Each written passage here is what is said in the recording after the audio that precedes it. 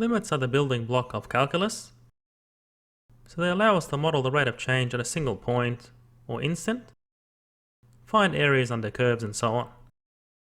And the rate of change, delta y on delta x,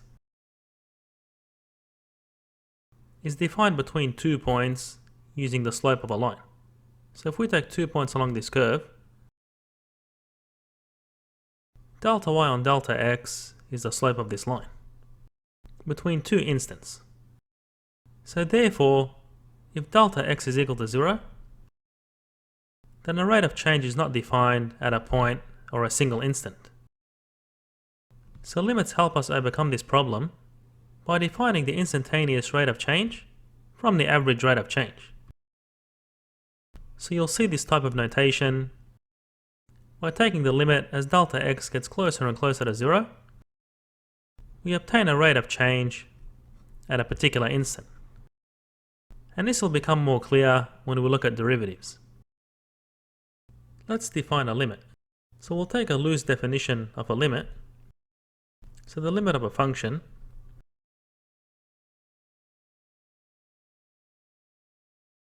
as x approaches some number c is a real number if f of x can be made arbitrarily close to L by taking x sufficiently close to c, but not equal to c. So in other words, as x gets closer and closer to c, then f of x gets closer and closer to L. And the precise definition is obtained using the epsilon delta definition, which we'll discuss later on. And we can express a limit graphically, numerically, and analytically, as we'll see in subsequent videos.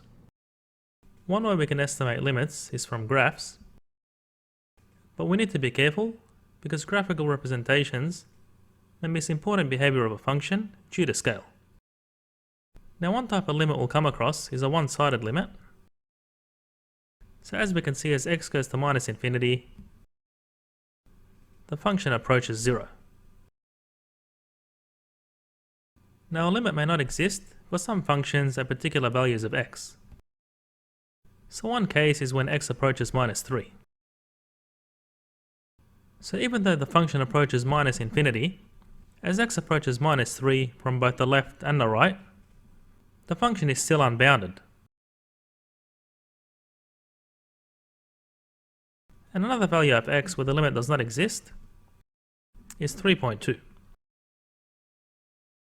So when x approaches 3.2 from the left, which we denote using a minus sign here, the function approaches minus 1.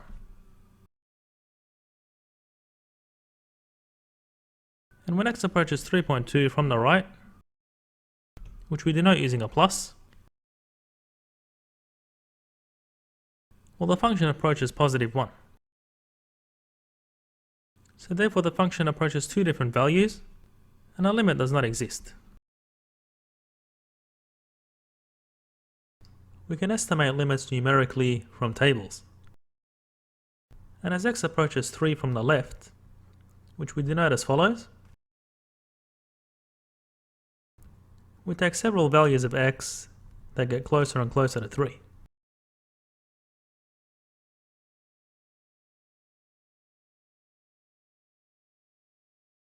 And as x approaches 3 from the right,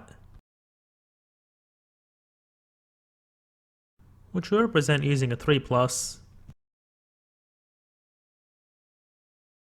well, we take several values of 3 that get closer to 3 from the right hand side.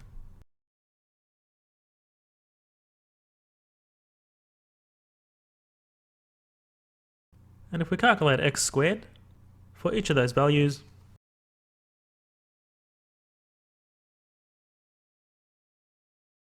so we can see that as x approaches 3 from both sides, the function x squared approaches the same limit of 9. And you can add more decimals in your calculator and verify that the limit is 9. We can apply several theorems to simplify the algebra for calculating limits. So if we have the limit of a constant multiplied by a function, we can take the constant outside the limit.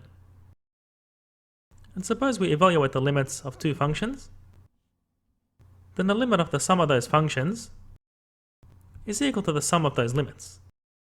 So effectively we can evaluate the limits of each function separately and sum them together. And you can do the same for the difference between those functions. So subtracting the functions and then taking the limit is the same as evaluating the limits of each function separately and subtracting them from each other. And similarly for the product theorem, taking the limit of the product between two functions is the same as taking the product of the limits.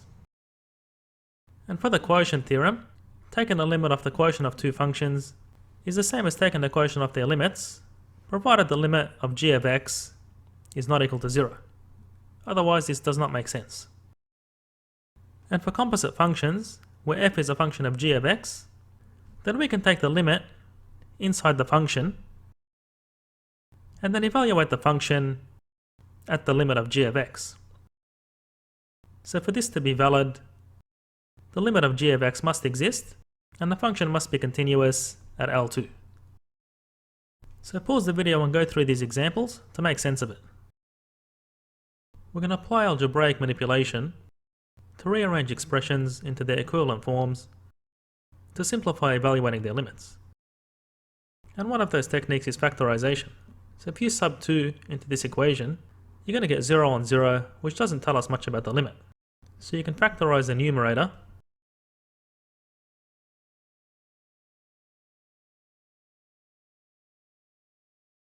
and then cancel out some of these terms. Now the other technique is the conjugate method, so you can multiply this expression by its conjugate, because again we have a limit of 0 on 0.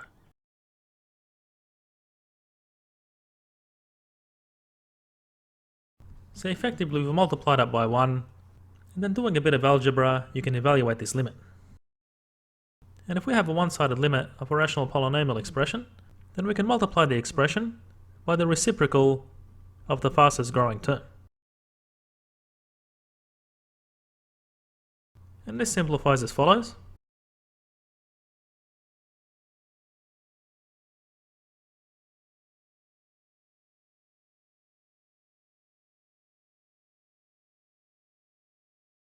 And now you can use the limit theorems to evaluate the limits of each of these terms individually. And we can use composite functions to simplify limits where x is in the exponent.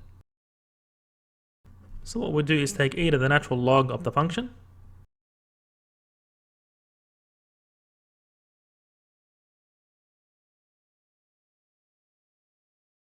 and because e is continuous, we can take the limit inside the function. And apply the rules for logarithms to simplify this expression to the natural log of x on 2x. Let's evaluate the following limits graphically. So for the limit as x goes to 0, we can see from the left hand side that the function approaches infinity.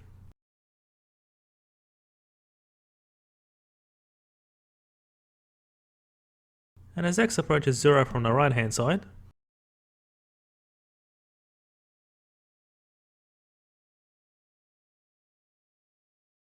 the function also approaches infinity. So while the function approaches the same value from both sides, it is still unbounded, and therefore we can say the limit does not exist. Now as x approaches infinity, we can see that the function gets closer and closer to 0, so the limit's going to be 0. And also if we observe as x approaches minus infinity, the function also approaches 0. Let's evaluate the following limit numerically. Well, as x approaches minus 3 from the left hand side,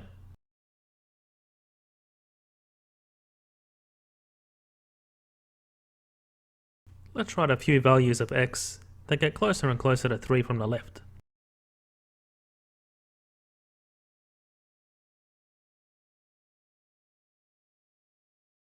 And as x approaches minus 3 from the right hand side,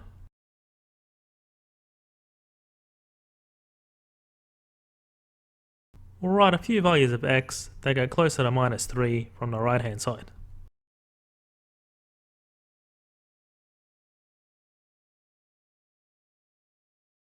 And calculating x cubed for each of these values,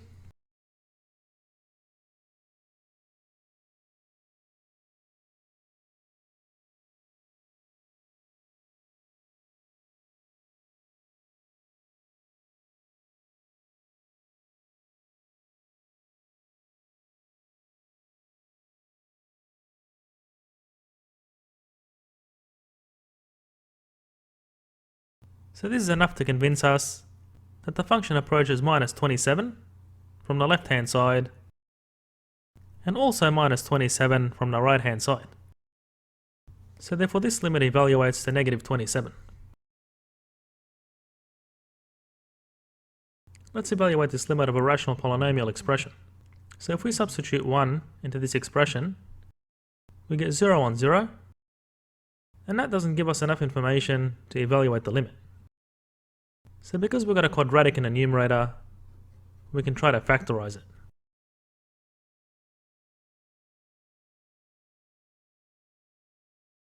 And now we can see that the x minus 1 cancels. So we'll see later that this is a removable discontinuity.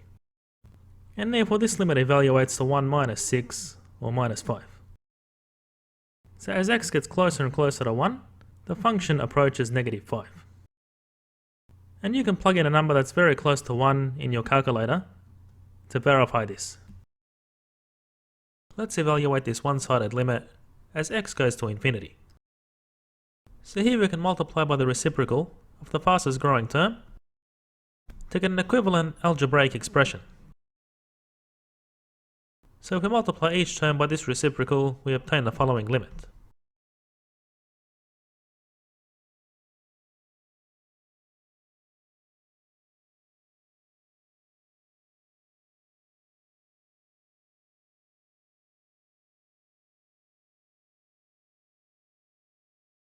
And now we can apply the quotient limit theorem and the sum and difference theorems to evaluate the limit of each of these terms individually. So as x goes to infinity, these terms all go to 0. And therefore we're left with 0 on 52, which is 0. So this is expected because the fastest growing term is in a denominator. Let's evaluate this limit. So because x appears in the base and the exponent, we can use the exponential function and logarithms to simplify this limit. So what we'll do is take e to the natural log of x to the power of 1 on x. And because the exponential function is continuous, we can take the limit inside the function.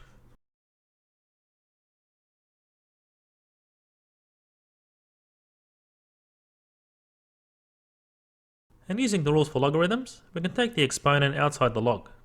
So we have the natural log of x on x. And because x grows faster than the natural log of x, as x goes to infinity, we obtain a limit of 0. And therefore e to the 0 is 1. The squeeze theorem, also known as the sandwich theorem, states that if a function f of x is bounded by g of x and h of x, and the limits of g of x and h of x, as x approaches the same value c, are both equal to L, then the limit of the function f of x is also equal to L. And this is best shown using an example. So to evaluate this limit, we know that sin x is bounded by minus 1 and 1. And if we divide through by x, and now take the limit as x approaches infinity, well, we can see that minus 1 on x, which will designate as g of x, and 1 on x, which will designate as h of x,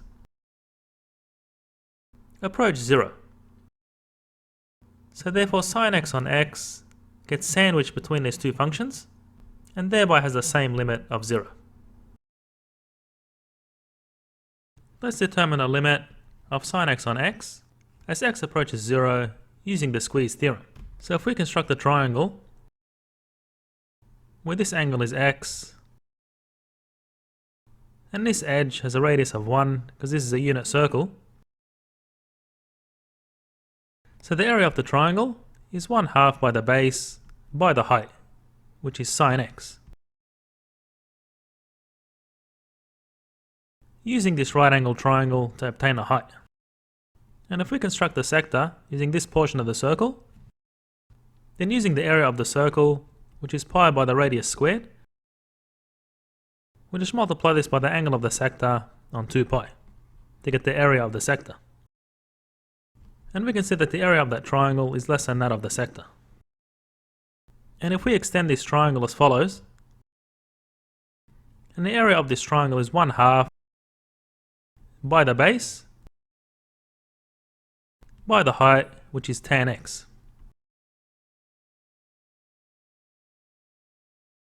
And that's greater than the area of the sector. And if we cancel out 1/2 and simplify the expression, we obtain the following inequality.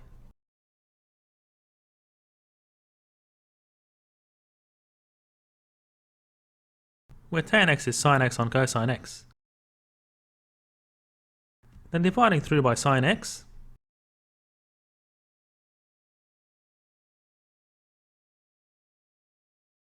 and taking the reciprocal changes the inequality.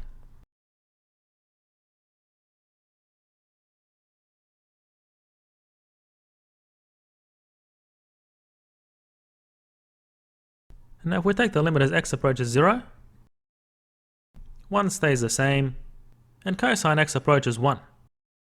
So therefore sin x on x is effectively being squeezed between 1 and 1.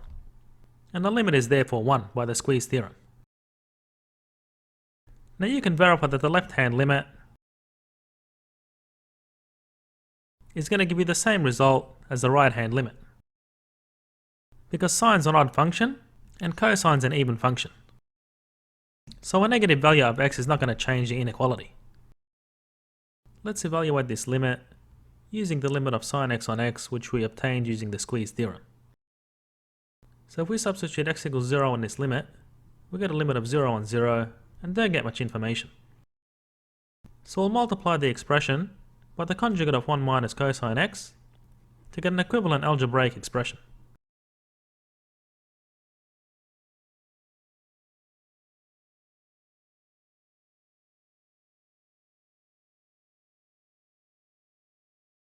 And in the numerator, we get 1 minus cosine squared x, which is the same thing as sine squared x. And in the denominator, we get the following expression.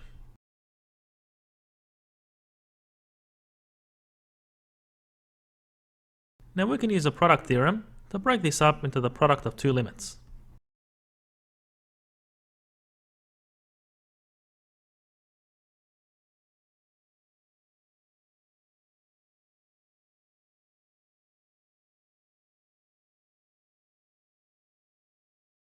And we can see that the first limit evaluates to 1. And substituting x equals 0, we get 0 on 2. So therefore the limit evaluates to 0. If the function f of x is between x plus 1 and e to the x, then what is the limit of f of x as x approaches 0? Well, as x approaches 0 from the left-hand side or the right-hand side,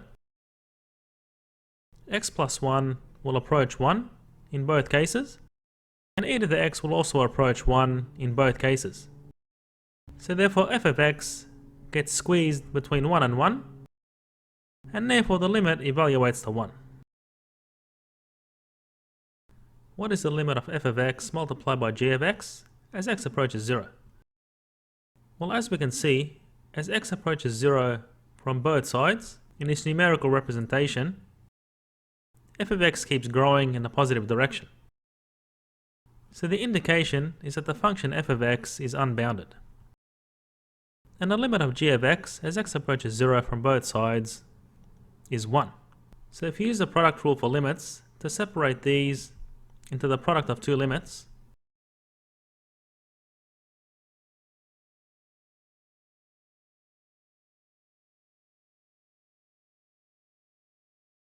then we can see that the product of these two functions is unbounded.